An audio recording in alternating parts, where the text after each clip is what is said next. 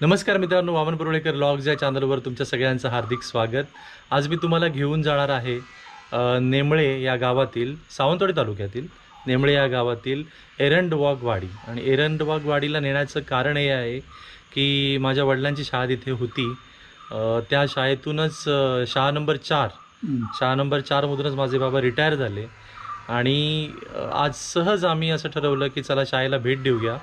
आमचा खरा प्रवास आहे म्हापशापर्यंत, तर येताना आम्ही त्या शाळेला भेट देणार आहोत आणि तुम्हाला ती शाळा दाखवणार आहोत।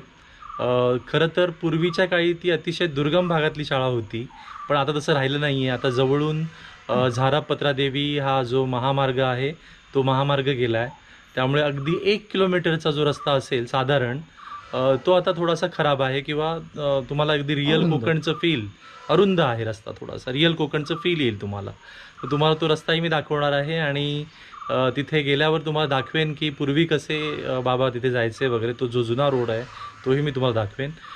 चला तर मग आपण जाऊया आणि बाबांची शाळा बघूया। आणि त्यापूर्वी एकदा थोडासा बाबांचा मी एक छोटा इंटरव्ह्यू घेणार आहे, त्यांना विचारणार आहे त्यावेळेचा त्यांचा एक्सपिरियन्स आणि ती शाळा त्यांनी त्यावेळी कसे जायचे आणि आता कसं आहे ते मी त्यांना विचारणार आहे। चला तर मग तो भाग पहिला बघूया आणि नंतर शाळेकडे जाऊया।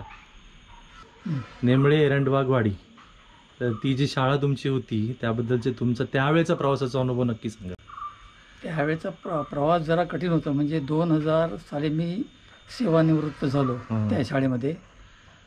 पण त्यापूर्वी हायवे नव्हता, अशा अरुंद वाटा होत्या, पाऊल वाटा, आणि रस्ता होता पण तो चांगला रस्ता नव्हता, खडीचा रस्ता होता।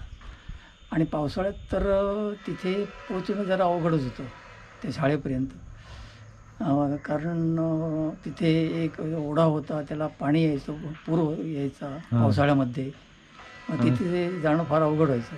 आणि आता तो हायवे जो झालाय आपला झारापत्रादेवी, तर त्यावेळी काहीच नसल्यामुळे खूप छोटा रोड होता तिथे, खूप अरुंद रस्ता। मला वाटतं तुम्ही मळगावात गाडी ठेवायचा। मळगावमध्ये म्हणजे पावसाळ्याच्या दिवसात काय, मळगावमध्ये गाडी ठेवून त्या ठिकाणी डोंगर होता, तो डोंगर चढून त्या डोंगरावरून खाली त्या एरंडवाघ वाडीमध्ये मी येत होतो। आणि संध्याकाळी शाळा सुटल्यानंतर पुन्हा डोंगर चढायचा, एरंडवाघ वाडीतून निघायचं आणि मळगावला यायचं। आणि मळगावमध्ये माझी स्कूटर असायची, ती स्कूटर घेऊन मग मी घरी जायचो। बरोबर, त्या काळामध्ये त्या मानाने आता खूपच आणि आता हायवे आहे, हायवेवरून आय थिंक मला वाटतं 1 किलोमीटर आतमध्येच ती शाळा आहे। हो, साधारण 1 किलोमीटर पण नसेल, 1 किलोमीटर सुद्धा नाही, अगदी जवळ आहे, म्हणजे हायवेच्या अगदी जवळ आहे शाळा ती। फक्त त्या शाळेकडे जायचा मार्ग मात्र अजूनही, शाळेकडे जाण्याचा जो रस्ता आहे तो अरुंद आहे, तो रस्ता मोठा नाही, पण जाता येतं, म्हणजे स्कूटर एक प्रकारे त्या काळातली ती सावंतवाडी तालुक्यातली एक दुर्गम शाळा होती।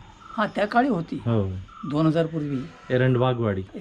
आणि या एरंडवाघचं वाघाशी काय संबंध आहे?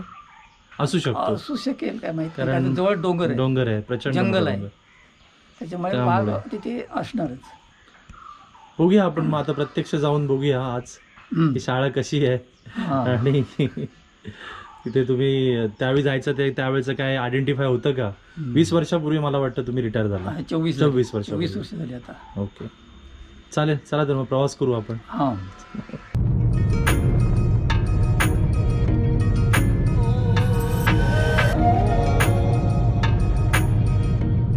नमस्कार मित्रांनो, माझा परतीचा प्रवास चालू आहे।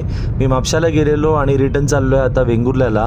आणि या प्रवासादरम्यान तुम्हाला सांगितल्याप्रमाणे व्हिडिओमध्ये मी तुम्हाला नेमळे गावातील एरंडवाघ वाडी ही बाबांची जी शाळा आहे, 4 नंबर शाळा, त्या शाळेमध्ये घेऊन जाणार आहे। बाबांनाही बऱ्याच दिवसापासून शाळा बघितलेली नव्हती, त्यामुळे त्यांना पुन्हा एकदा शाळेत घेऊन जायचं मी विचार केलेला होता आणि त्याप्रमाणे मी त्यांना शाळेत घेऊन जातो आहे। ज्यावेळी बाबा या शाळेमध्ये होते, म्हणजे 24 वर्षापूर्वी, त्यावेळी इथे हा हायवे नव्हता, अतिशय घनदाट असा भाग होता, जंगल होतं इथे।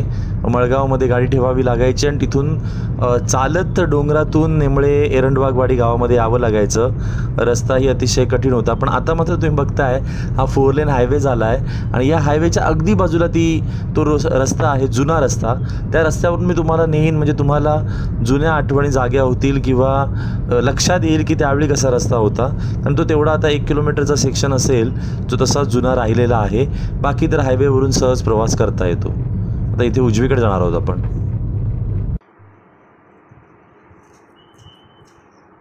हे आपण आता अंडरपास जो आहे तिथून रस्ता पार केला आहे आणि पुन्हा एकदा आपण म्हापशा टुवर्ड्स म्हापसा आलो आहे आणि इथे हा लाल बोर्ड दिसतो आहे आणि या लाल बोर्डकडून आत गेल्यावर तो जुना रस्ता आणि ती शाळा, त्या शाळेकडे जाता येईल.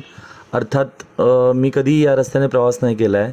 बाबांना अनुभव आहे पण बाबांनाही आता आठवणं कठीण आहे, त्यामुळे आपण थोडं पुढे गेल्यावर विचारू एकदा. हे बघा, हे इथे आंब्याची बाग आहे आणि अतिशय अरुंद असा रस्ता आहे हा. तुम्हाला अगदी जो टिपिकल कोकण असतं ना, टिपिकल कोकणातले आतले रस्ते एकदम त्याचा भास होईल इथे. हे बघा, ही गाडी पण आत्ता नशिबाने या साईडला जागा होती. सो मोठी गाडी आली आणि अचानक जर असा भाग असेल दोन्ही बाजूला कुंपण, तर मात्र कठीण आहे. मागे घेणं भाग आहे आपल्याला गाडी. काही ठिकाणी मध्ये मध्ये अशी जागा आहे ते ठीक आहे, त्यामुळे एवढा काही इश्यू होणार नाही. गाडी एकदम थोडी कडेला घेता येईल. पण बघा रस्ता किती छोटासा आहे आणि हाही रस्ता अलीकडे झालेला असणार आहे. अलीकडे म्हणजे डांबरीकरण वगैरे. पूर्वी असे रस्तेसुद्धा नव्हते.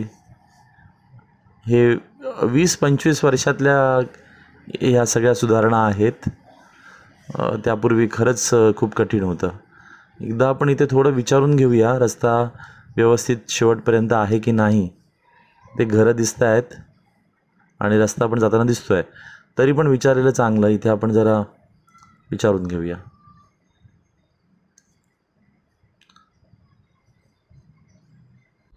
हो, गाडी जाता पुढे शाळेपर्यंत जाता ना? हां.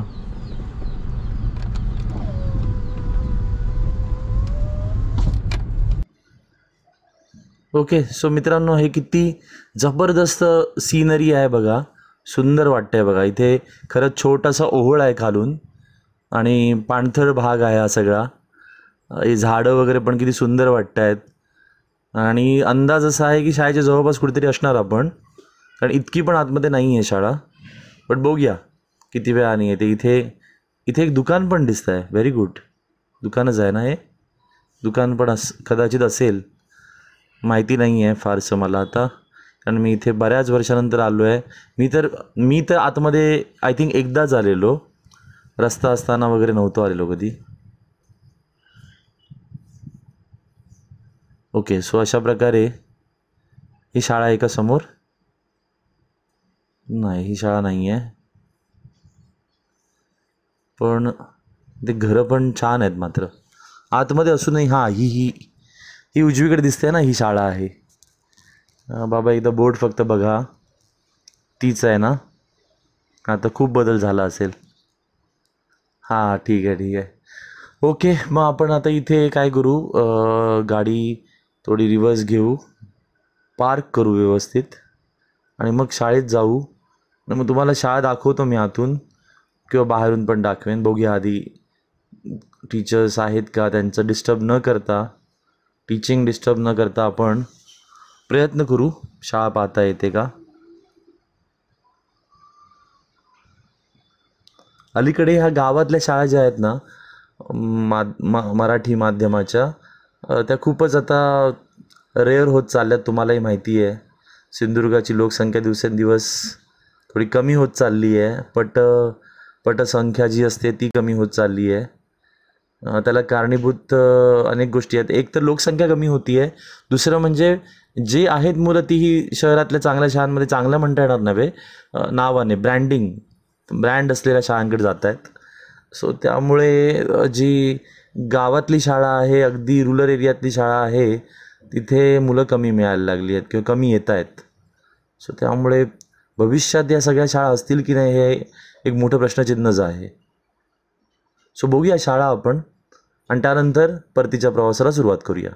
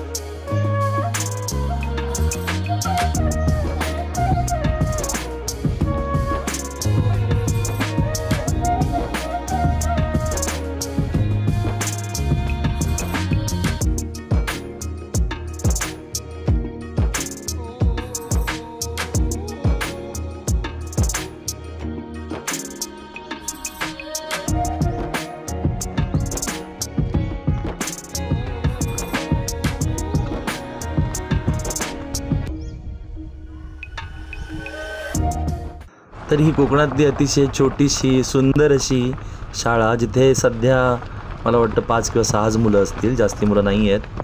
आपण आता परतीच्या प्रवासाला सुरुवात केली आहे. याच बोर्डाकडून आपण याच कमानीकडून आत आलेलो. सो इथून आपण आता निरोप घेऊया एरंडोबागवाडीचा. हा हायवे इथे लगेच मिळतो, 1 किलोमीटरच्या आतमध्येच आहे.